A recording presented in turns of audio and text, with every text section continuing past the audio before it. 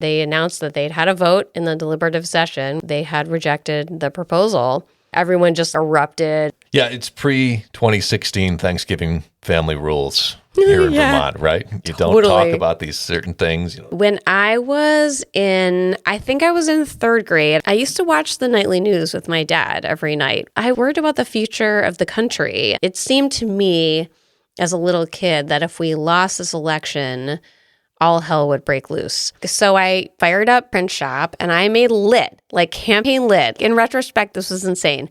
Can I ask, how many friends did you have at this point in your life? And were any of them under 40? Hello, Vermont. I'm Andy Julo. And I'm Joanna Grossman. And this is There's No Way in Creamy. Vermont, politics, culture, and beyond. Thanks for joining us. Hey folks, welcome back to There's No A in Creamy. Joanna here. I'm back from vacation. She's back. I'm back. How you doing, Andy? I'm doing well. It's good to have you back in the booth. Yeah, it's been a minute since we've been here together. Yeah, because of vacation schedules, we kind of recorded ahead of time a little bit. Mm-hmm. And then we're very fortunate to have Representative Doug Bishop in here last week. And it was just great to have him. He was so great. Not as good as me, I'm just saying. But no, he was great. It was great to have him here. He did amazing. Thank you, Doug. I mean, we know him quite well, both from the campaign season and since then. But I really enjoyed hearing him give us a little, play-by-play, day in the life of a legislator. It's funny, we have those conversations all the time, but to have it in the booth and hear him share that stuff was great. Yeah, absolutely. And it just seemed like every memorable moment of my campaign, Doug was there for whatever reason. Yeah. Yeah, the chaos hammer would come out. Yeah. When I was door knocking with Doug. He's the common denominator. He is. Intrigue there, yes. right? Well, and I don't think he had a lot of drama outside of me being there. So it's just something about the two of us being together. It was, it's something we never really talked about, but it was fun that we had our race and then we had all these Colchester House Dems sort of running beneath us and we were all a little club and that was fun. Yeah, it was. I had a great opportunity to get to know the town of Colchester and the Colchester representatives. It was just, it was nice to think back on that. Yeah, we've got to get back to Village Scoop sometime soon and have a celebratory creamy. Definitely. Yeah. We can bring Howard Dean. Dude. That would be awesome. He'd come, yeah. I bet he would. He's going to get a large, and we know. Yes. Dude, respect for anyone who can put that away, especially on a hot day. That is a special skill. For me, I don't understand it at all. I clearly was not born with the genetic material to do that. I don't know. You got to keep practicing. You're convinced it's an acquired skill? I think so. I do want to note that Representative Bishop and I, right, but mostly I think Representative Bishop, right, were encouraging you on the last episode, after having been stung by a jellyfish, right, that you had to get back in there, you couldn't let it get in your head. Yeah, and you said you were going to go back in the next day. Yeah.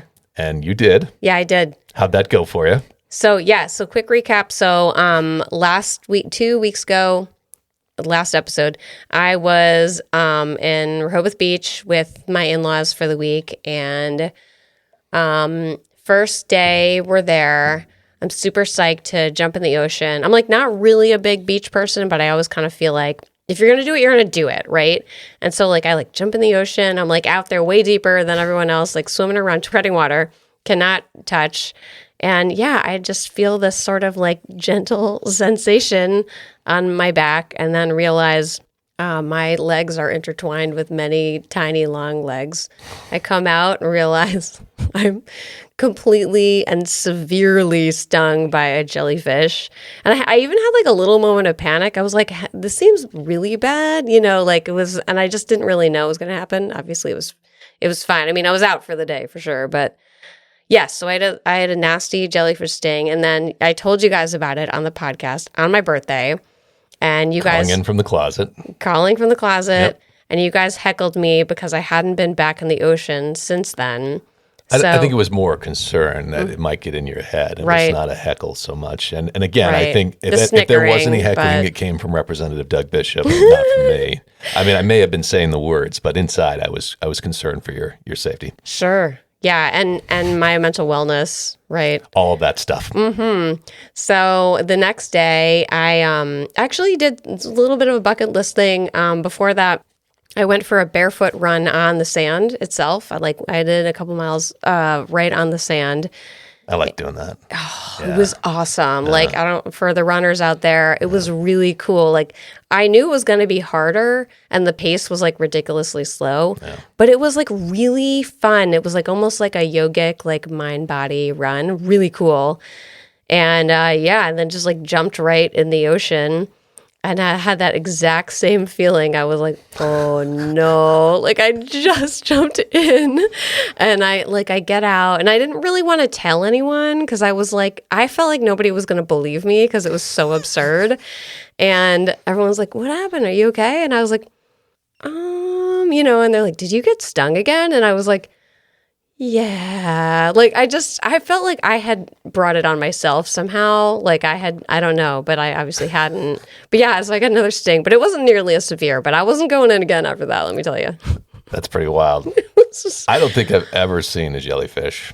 Really? We go to Maine. I think maybe the colder water, there isn't that. I open water swim in the lake. Yeah. And I wanted to do it in the ocean. I brought my stuff up once. The ocean just freaks me out. It's big. It's big. Yeah, there's a lot out there.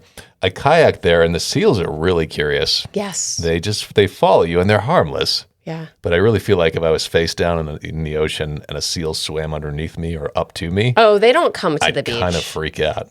Yeah, we get sharks sometimes. Yeah, but not so much with seals. I think the shark would probably be an equal freak out, maybe worse than Real. the seal.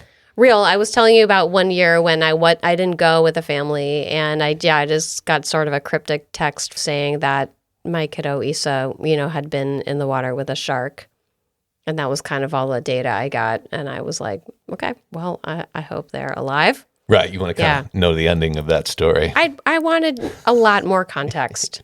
Yeah, but Issa was fine. Yeah, It's weird because I've always loved jellyfish actually, and they're so pretty, and I love how they like move, and yeah. But I feel like I just have to think that this jellyfish was just trying to make a connection with me. Yeah, I'm just gonna go there. All right. not hold a grudge. It was a good time to get away because you have been working on this Amazon Essex DRB hearing for a long time with a lot of continuances throughout. And then the night before you leave, you have a big day. And we kind of led up to it on the last episode. Yeah. What happened? So this was wild because the fifth meeting where the Amazon proposal was on the Essex DRB's agenda was July 19th. And I was leaving for our trip July 17th. And I was leaving for our trip the morning of July 18th. And I was kind of like, it's going to be hard to figure out how to do this while I'm gone, But anyway, so the DRB, actually, they had the meeting in the Essex High School auditorium for some reason. And it was so hot in there. People were like sweating to death, and Phoenix brought in like water for everyone, and we did what we could to make it palatable. But they go off in deliberative again for, I don't think it was a full 2 hours this time, but it might have been like an hour and a half. And they come back and they announced that they'd had a vote in the deliberative session, which I didn't even realize was allowed. And they'd announced that they had rejected the proposal. And everyone just like erupted and like, oh my God, like the news caught me whooping. Yes, they did. and it was done. That whoop sounds familiar. Yeah, it was really amazing and an extraordinary effort from the community. And there's a little community group that really deserves a shout out, a group called Acres, that is like right around that Saxon Hill neighborhood, and they really did a lot to fight this, and it was really incredible. We had so many local businesses and leaders and Essex residents all sign on to this open letter that we'd sent to the town of Essex, and we really appreciate everyone who signed on to that. And it was a crazy week, and then I got to like ride off into the sunset the next day, literally go to the beach. This was a special hearing, right? And then they had the regular hearing. Right. And it's not uncommon for these things to drag on month to month and for a long period of time. Yeah. Now, the previous one, they had asked for 3 additional traffic studies. That's right. And did Amazon ever provide those? So in the penultimate meeting, the meeting before the last one, they had ordered for Amazon to provide them 3 comparable sites so they could study the traffic in those locations. And Amazon at that meeting pushed back and said, I don't know if we can. And the DRB was like, no, this is what you got to do. And they did not supply that data. Yep. And yeah, the DRB did not take kindly to that. During Q&A, a couple members of the DRB, but one in particular, asked them, why didn't you give us this data? And they said, oh, well, we don't have any data like that, which is absurd. And they kind of made this silly argument about how there aren't any sites like this. And she was like, well, are we the first one? And they were like, oh, no, we're building them now. And it was just kind of really ridiculous because obviously they could have gotten other sites and, extrapolated data. They could have given more than nothing. Sure. And the DRB, I think, did not find that amusing. And I don't blame them. Honestly, that's a really valid reason to reject a proposal. So that's what happened. What's next? Yeah. So, I go back to my normal job at Phoenix, which hasn't existed before. So, I'm going to be helping them with some stuff in Burlington and keeping our eyes peeled for where Amazon pops up next. We call it the Amazon whack-a-mole, which doesn't exist yet, but I'm sure they're going to try another municipality too. Others, Milton and Georgia, have already invited them to come in. Sure. And so we're just going to keep building this movement. But it's really about supporting Vermont-owned storefronts and Vermont businesses and creating a voice where there isn't a huge one right now. There's a lot of advocacy groups that are interested in supporting business, but not quite like Vermont-owned retailers. Right. Yeah. So we're going to keep working on that. So, Andy, I'm told that you've been appointed to one of these fancy state task forces. Yeah, it was kind of under the radar. It passed, and I didn't necessarily know that I was on it until it was pointed out at a later date. I got a text from Allison Clarkson partway through the session, and she said, "What's your title?" I said, "Well, president of the RDCs." And she said, "Okay." And then apparently I got put in this bill that is studying the feasibility of building a convention center in the state of Vermont, somewhere in the state of Vermont, no site yet, but just figuring out, could it work? Who would run it? Is there enough business to pay for it without, it costing taxpayers money?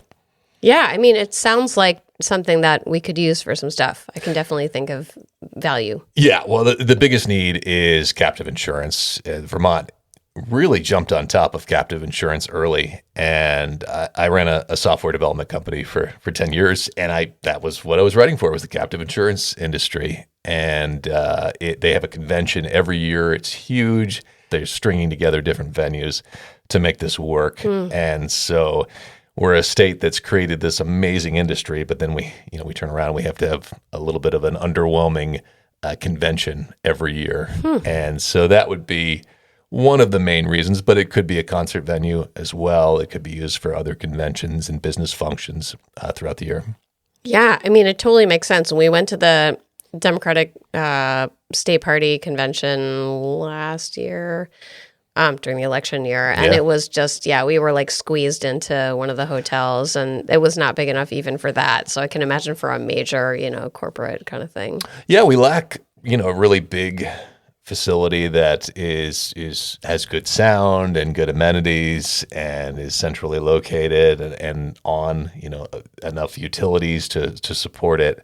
And so this would hopefully fill that need. I think of a lot of the outdoor venues we do, they work great, but when you want to do that in the winter, it's just not feasible.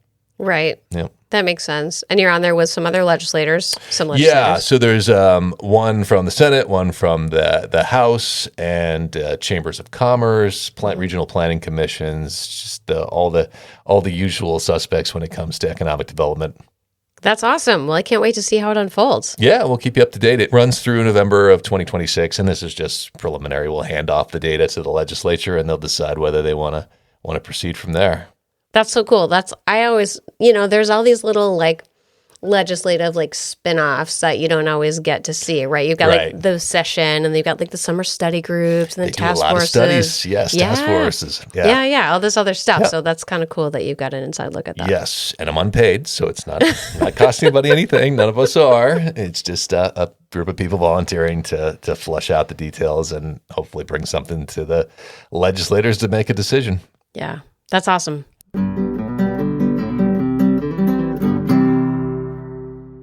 Okay, so today we're talking about activism in Vermont and the rise of activism and how it dovetails with the party and all those goodies. Yeah, and how did you get started in activism? Yeah, I've got a little bit of a history as an activist. So, true story, when I was I think I was in third grade. I guess I'd have to do the math to check.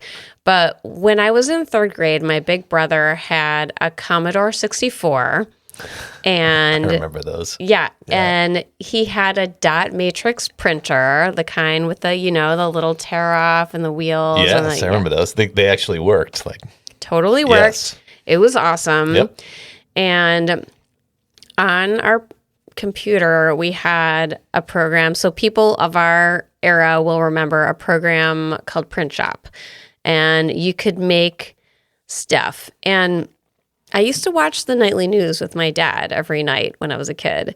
And even as a third grade, I mean, I always, as long as I can remember, I either listened to NPR with my dad or watched the nightly news or some combination. Anyway, so, I was worried for America during the Dukakis election. And I just remember thinking, it wasn't Michael Dukakis himself that spoke to me, and I just want our listeners to know that. But it was more that I was worried about the future of the country, and especially at that time, homelessness and the environment were two issues that were just constantly in the news, and it was it seemed to me as a little kid that if we lost this election, all hell would break loose. And I was concerned about that. And, that night I did my homework, whatever, and I'm on my computer and I was like, maybe I'll make some brochures for Michael Dukakis and I'll give them to my teachers. So I fired up Print Shop and I made lit, campaign lit, in retrospect, this was insane. And I can picture it in my head. I would kill to have one of these now. Yeah. And I made this little foldy brochure just telling people to vote for Michael Dukakis. And I remember on the front, it said 3 issues with ellipses after them. It said the homelessness, environment, and there was a third one. And I've been trying. You had the bullet points, 3 bullet points? 100%. You were just born to be a campaign manager. Oh my God, yes. Were you born like an adult? Is this maybe? Kind of. Yeah, it was super weird. And I made a bunch of these brochures, folded them up the way you do with Print Shop. And then when I got to school, I put them in my teachers' mailboxes. I didn't tell anybody, it wasn't part of a club or anything like that. It just, this to me made sense. It was the logical point from A to B. And, in the school day, one of the teacher's aides stops me in the hall and they're like, Joanna, you didn't possibly leave campaign literature for Michael Dukakis in the teacher's mailboxes, did you? And I was like, oh yeah, I did that. And they were like, oh, you're not supposed to do campaigning on school property. And I was like, oh my God, I had no idea. I was just a little kid. I had no clue, I had no contact with the campaign at any point, just to be clear. And and I was just like, oh no, I'm so sorry. And they were like, oh, it's okay. I wasn't in trouble. It was more they were like, what are you? They just didn't know what to make of this little kid, and they're like, yeah, don't worry about it, whatever. But so that was the start of my activism journey. So can I ask, how many friends did you have at this point in your life? And were any of them under 40? No, I don't even, I'm trying to remember if I told my friends at lunch about it. And I think I probably did not. I just think that, I think even at that age, I was aware that they would not understand. Right. And would think it was weird. And so I just was kind of like, yeah, I'm like, I kind of want to ask my best friend from 3rd grade, Debbie Straussman, if she remembers that at all. So in Vermont, we've been seeing a real rise in activism. I mean, Vermont is known as an activist state. I would say, like, coming from New York, like having an outsider's look at Vermont, like Vermont has like a rep as being like an activist state, the state of Bernie Sanders and Ben and Jerry's and like all the things. And it definitely has that like look and feel from the outside. But It's once you're interesting in you say it, that. Yeah, okay. yeah, now that I live here, I don't feel quite as much like that, but we certainly have seen like a resurgence, I would say, like a little bit of an uprising. Oh, absolutely. Well, that's, been motivated by events at a higher level, obviously. Yeah, by Trump 2.0. Yeah. I do feel like we've had the Ben and Jerry's culture throughout the years, but I do sort of feel like Vermont's always been a quiet, polite society. Yeah. And that has sometimes quelled activism. I mean, absolutely. Like something that's always kind of annoyed me is like, you've got this like weird juxtaposition, right? Where like, okay, you know what? I loved when like JD Vance came here, like right after some horrible bill signing. I'm like not piecing it together this second, but it's hard to narrow it down, right? Yeah. And he comes here after something horrible to go vacationing, and like the state like flocks to the area. I think it was Mad River Valley, right? Yeah. Where he's staying, and like tons of people come out and are protesting. And I saw a really great post on Blue Sky where someone was posting like a picture, and it was an out-of-stater, and they wrote, "Vermont understood the assignment." Yes, I saw that one. Yeah, I loved that, and I was just like, yeah. But at the same time, like what you're saying is true too. That it's a really small state, like really small. Like if you don't live here, you're not from here, like you don't feel the smallness, right? And like people are afraid to like piss off someone that they're going to be behind the line at the co-op next week, like I feel like even our press corps like does pull punches because they're like a little nervous sometimes, like, oh yeah, like I'm totally going to see that person at like the dry cleaner or the PTO tomorrow and I got to be nice to them. Yeah. And there's kind of a lot of pressure here to like be nice. Yeah, it's pre-2016 Thanksgiving family rules here in Vermont, right? You don't talk about these certain things. You don't talk about politics, religion, sex. Yeah. Yeah, that's the way it used to be. And I think, that's the way it still is a little bit in Vermont when it comes to public conversation. Yeah, and it does kind of stifle opposition and debate a little bit. Yeah. And that's a struggle. Like coming here from New York where like people were like super comfortable with like open conflict. And like, I mean that in a positive way. Like if me and my neighbor like didn't agree about like, I don't know, a candidate for the primary or whatever, we'd just be like, oh no, that guy sucks. Oh yeah, no, they're awesome. And yeah, let's go get a beer. Like whatever. It was just like not a big deal. But like Vermonters get like super uncomfortable with that kind of thing. That was a big culture change for me. Yes. Yeah. And it's been an adjustment talking to you.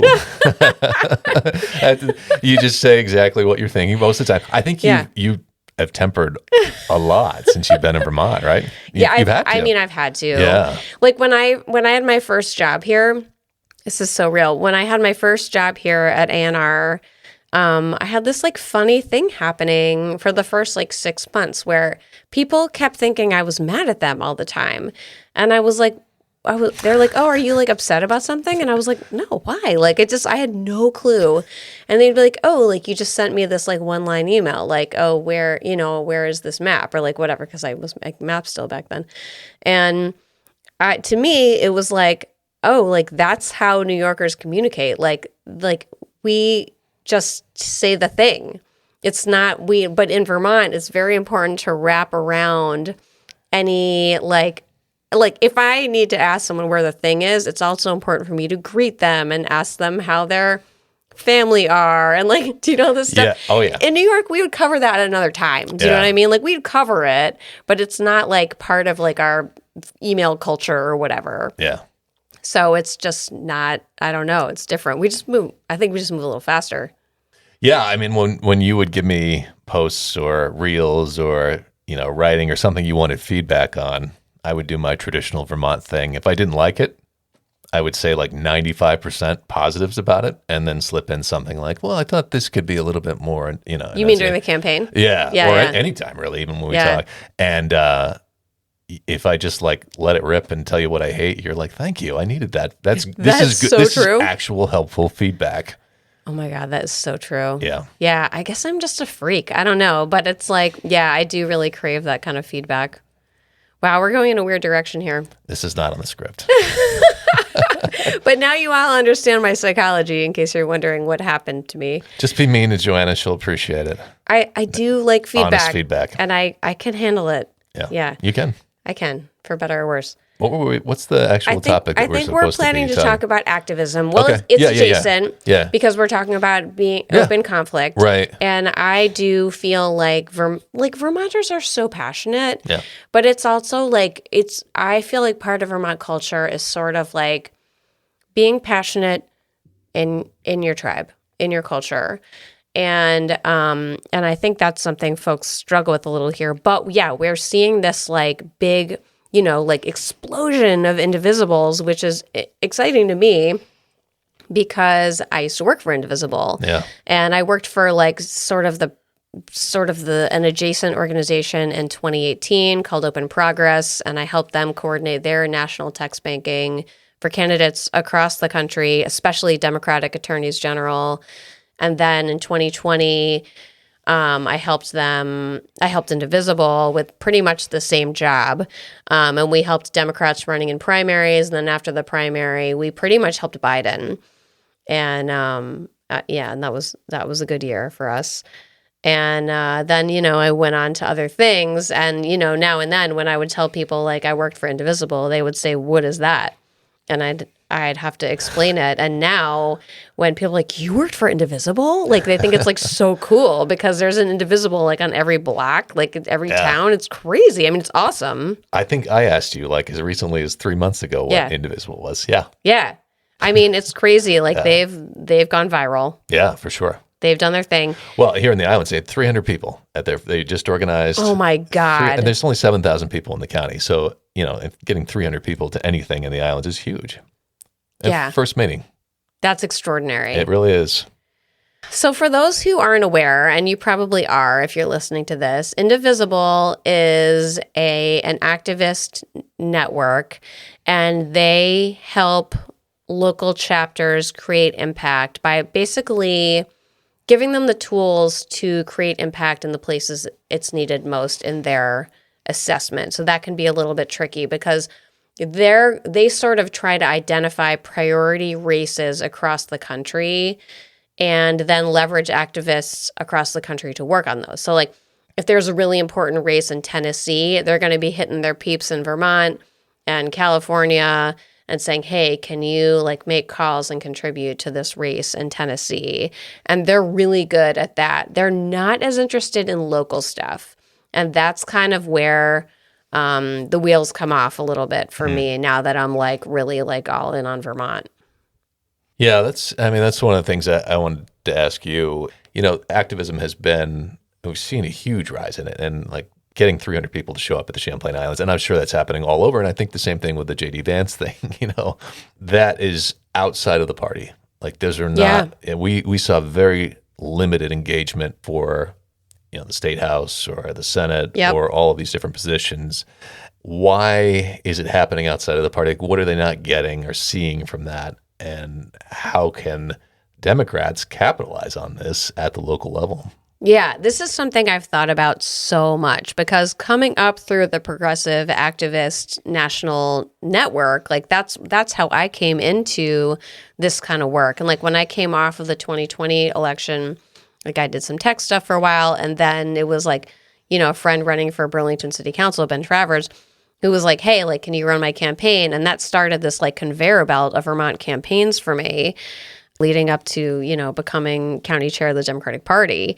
And so I really thought a lot about this, about, okay, like why are passionate Democrats in Vermont showing up for Indivisible when they're not showing up for Vermont Democratic Party stuff? Right. And I don't know the answer exactly, but there are really big differences between the two organizations. And I think one of them, like, we can learn a lot of lessons from that if we really like dive into it, and if the party is willing to be introspective enough to do that. But that does take, will. So Indivisible is really good at, like, I always feel like, just like to pivot for a second, like one of my like little life mantras is like, make it as easy as possible for someone to do the thing you want them to do, right? Indivisible is really good at that.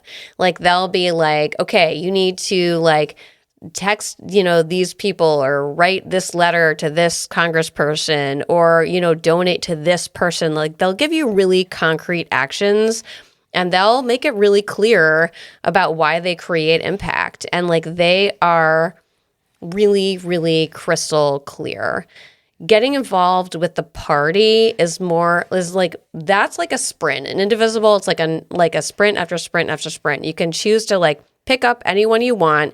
You can choose if you like it, and then you can participate, and it's done. If you get involved in the party, that's a longer term commitment. Yeah. It's far less concrete, far harder for people to like consume and understand. And you've got to like show up for meetings every month, and they can be annoying, and they use Robert's rules, and like, people don't even understand like why they're impactful. Like, we can say till we're blue in the face, like, this is a really important seat that we could lose, but like, that's not, people don't necessarily get that. Right. It's just not like, people think, I think a lot of Vermonters think like, Vermont's a blue state, we're all set. I need to focus on Florida. They don't see the urgency, even though we just lost 26 seats. Even a lot of legislators don't know that. So I think one of the reasons, I don't think the obvious reason that you're getting such activism is Donald Trump, right, at the national level, right, and this is all pointed at him, and it's understandable. How can you localize that? How can Vermont Democrats say, here's an issue that you really should be as passionate about as what you are at the national level that needs to be tended to here locally? Yeah. I mean, that's a really tough question. And I think it's interesting because we have Republican executives in both places, right? We've got Donald Trump, who's a Republican at the national level, and he's terrifying. And then we've got Phil Scott, who is a Republican who's running Vermont. But I think for a lot of Democrats, even, they don't see the problem with Phil Scott. Like, what they, we've got all these Phil Scott Democrats who... Yep. All they know, if you ask them, and I've asked a lot of people, I say, like, why do you support Phil Scott? And they'll often say, like, oh, I like how he handled the pandemic. And to me, that's a bit of a dated answer. Like, I kind of feel like, okay, that's cool. But like, what about all the vetoes, Oh, what did he veto? Like, even like a lot of like people who are like thoughtful people who care, like, it's not getting the same kind of media attention. Right. And so they just don't know. And there aren't, like, we're not doing the same kind of, like, action alerts. You have to be, like, on the email list for, like, Let's Grow Kids or, like, whatever it is to already know. Isn't this on the Democrats, though? Like, Phil Scott is a conservative Vermont Republican. Yeah.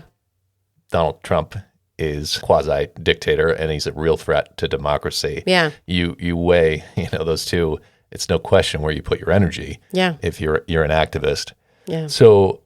if you're going to talk about who I'm against, it's going to be Donald Trump. You got to have something that you're for. And I think the Vermont Democrats have to define, here's the issue that we stand for, that we need you to take that activism and apply it towards. Yeah. I mean, I think that's like a really spot on issue that we coped with when we were running, right? Was like, the Democrats have not defined what they're for outside of progressive social issues. And Donald Trump came up a lot, and he's a threat to democracy. Yeah. Phil Scott is not a threat to democracy. Right. He just thinks something different than most Democrats. Yeah. And I mean, this comes right back to episode 1. Like, Vermont Democrats have not done a good job of explaining to moderate voters that they care about affordability, taxes, and healthcare access, which were the biggest things we heard about on the campaign trail, certainly housing access too. Yeah. But we just haven't done a good job of saying to moderates, we care about you too. And that still concerns me. I don't see how we're going to pick up seats when every press conference that we have is about progressive social issues, which you and I also care about. Right. But the point is, like, we can't win margin.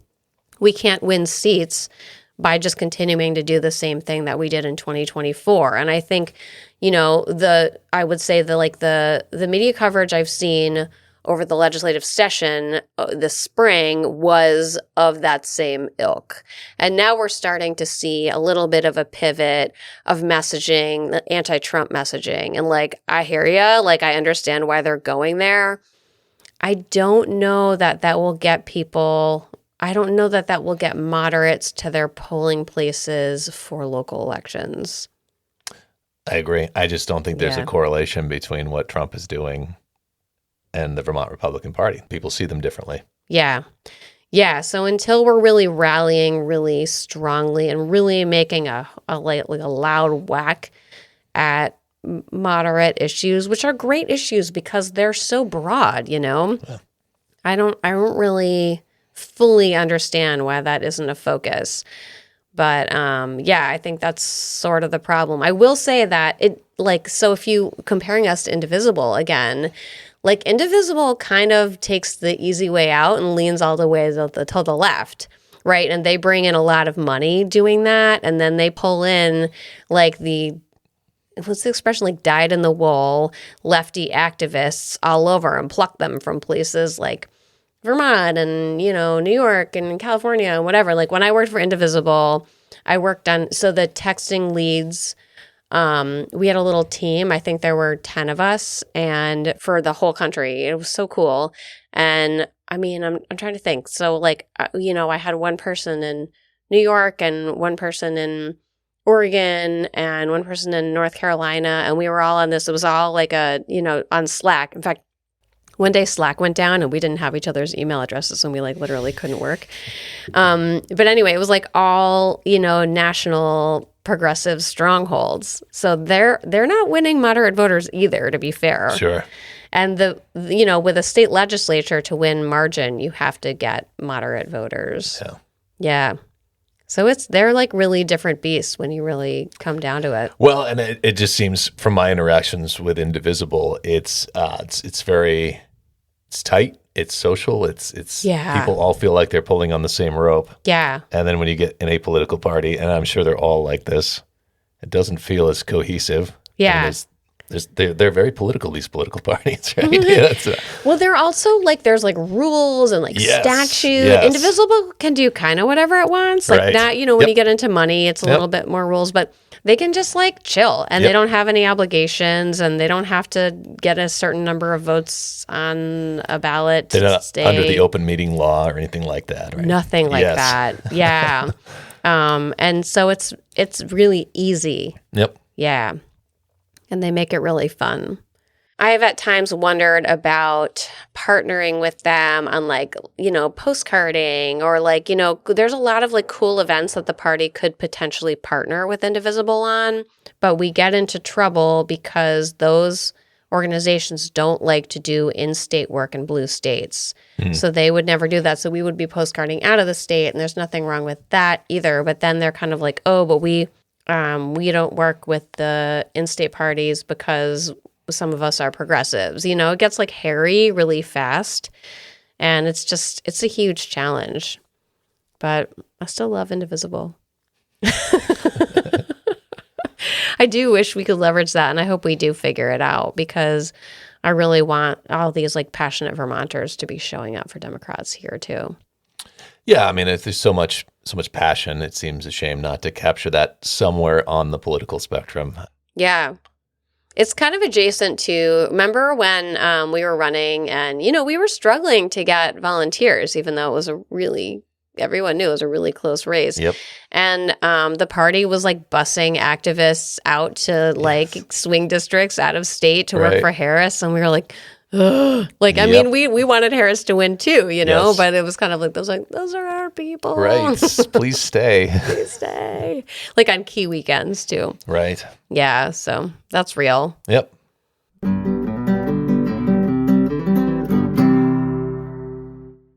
All right, this is our last licks segment. We haven't really figured out what the structure of this segment is, other than Joanna and I are intentionally cruel to each other. Right. Yeah.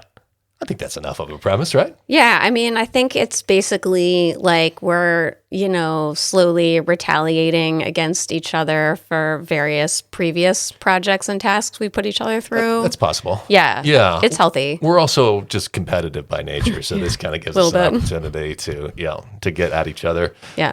All right. Okay. So today I have two lists, Joanna. I have a list of the 48 best cocktails that are attributed to New York City bars. That's so many. Isn't it? Yeah, it's a lot. Yes. Yeah, okay.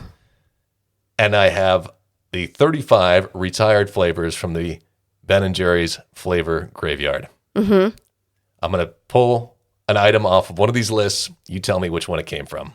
Okay, I'm going to do my best. Okay. Have you ever been to the flavor graveyard? Yeah, I have. Yeah. I didn't live here when I went. You didn't? Oh, not that it matters. This is just you visiting Vermont? Yeah, we came up for a wedding before we moved here, and on the way back, we went to the Ben & Jerry's factory. And that's where the graveyard is. Yeah, absolutely. Yeah. Then did that sell you on Vermont? You said, we want to come back and live here? No. Yep. Enough said. All right. First one, Tennessee Mud. Oh, wow. These are already harder than I expected. Yeah, I tried to pick ones that were, just to be obnoxious. I think that's a cocktail. That is a Ben & Jerry's flavor from 1988 to 1989, coffee ice cream with amaretto, Jack Daniel's Tennessee whiskey, and roasted slivered almonds. Oh, I think that should be a cocktail. It probably could be. Yeah. Number 2, chocolate comfort. Cocktail. No, Ben & Jerry's flavor. Oh, man. 1999 to 1999. Did not last very long. Chocolate truffle low-fat ice cream swirled with white chocolate low-fat ice cream. You can see why it didn't last very long. Oh, yeah. And also, that's not comforting. No. Yeah. Number 3, rusty nail.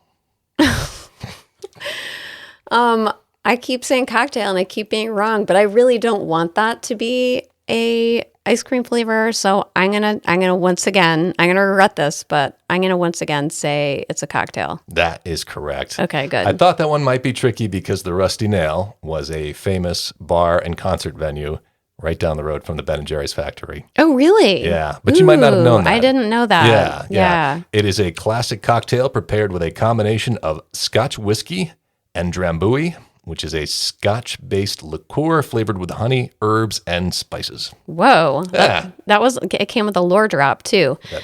I feel like any of these really could also be a cocktail, and that would be like a really cool little artisanal food project to like home make some of these ice creams and make a companion cocktail. There were some on the list that actually are cocktails on the Ben & Jerry's list, but aren't attributed to New York. And I thought like a White Russian. Yeah, I thought that would just be totally unfair. Yeah. Put that on there. Yeah. Okay, number 4, Urban Jumble. Ice cream. You got it. 2000 to 2001, coconut almond fudge chip meets New York super fudge chunk. A swirling safari of chocolate ice cream and coconut ice cream mixed with white and dark chocolatey chunks, pecans, and roasted almonds. That sounds good. Yeah. When you said that one, I was just hoping it wasn't like little chunks of like concrete or something in there. You know what I mean? That would not be good. Yeah, no. These did all go to the flavor graveyard. Right. We're going to have to do like ice cream or alcohol after this. Yeah, I think so. Yeah. I support that. All right. Okay. Number 5, Remember the Alimony. That's got to be a cocktail. That is a cocktail. Yeah. Yes. That's a numb the pain situation for someone. Combines gin, equal amounts of Fino sherry, and Cynar, which is a bittersweet Italian Amaro flavored with artichokes. Whoa. Yeah. Oh, wow. It's funny. I've seen Amaro, but not the other thing. Chino? Yeah. New to me. Props to the person who looked at an artichoke and said, I'm going to get drunk off of that. Number 6, Mountain Man.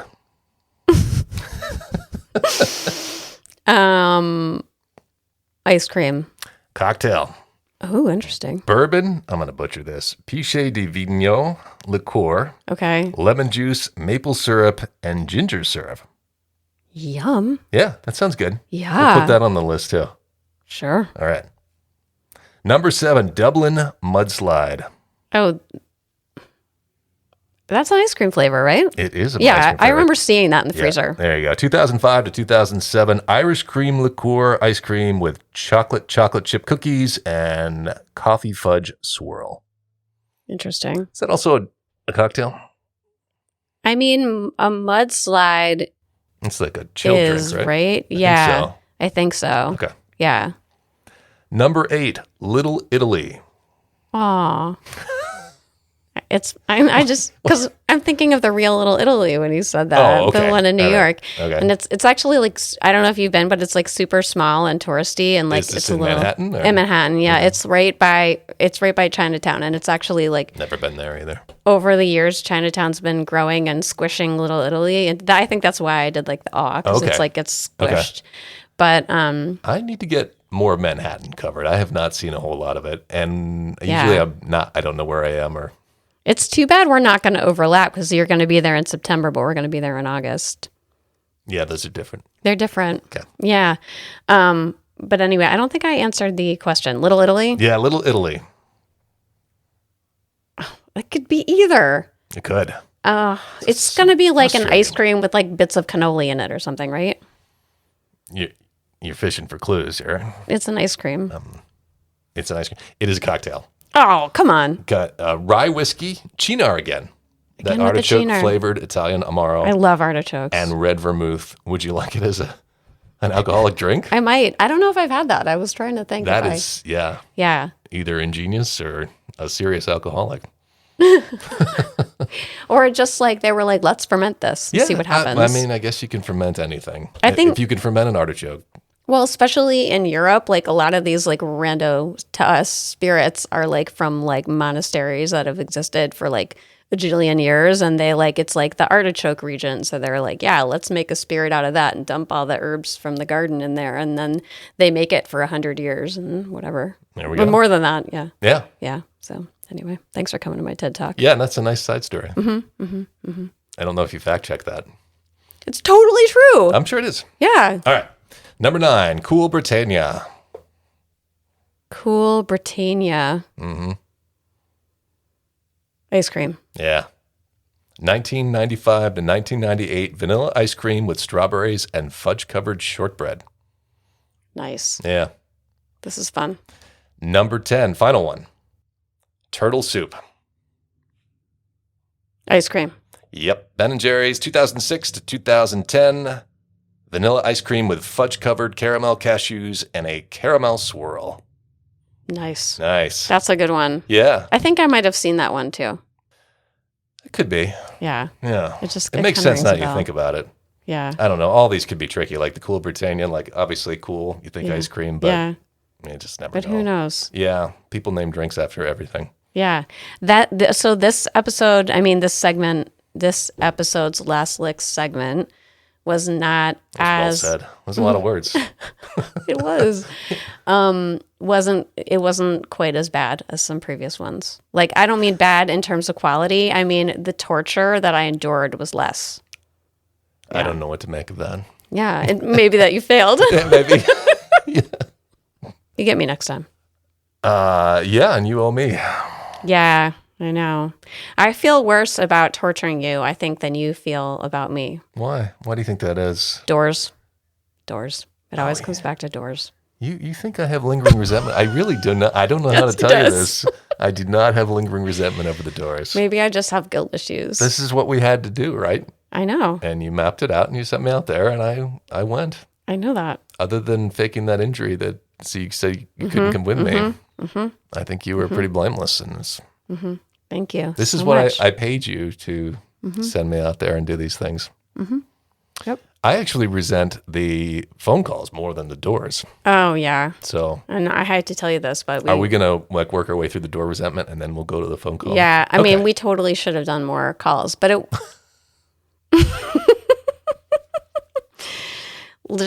it'll be interesting if one of us runs for something in 26, how this podcast will transform and how we'll leverage it to harm each other further. Will be really interesting, especially if the roles are flopped. We'll see. Stay tuned, folks.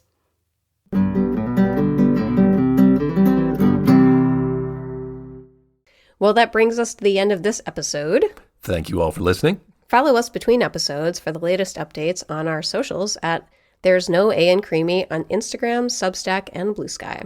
And catch us on our next episode of There's No A in Creamy, Vermont Politics, Culture, and Beyond in Apple Podcasts and Spotify.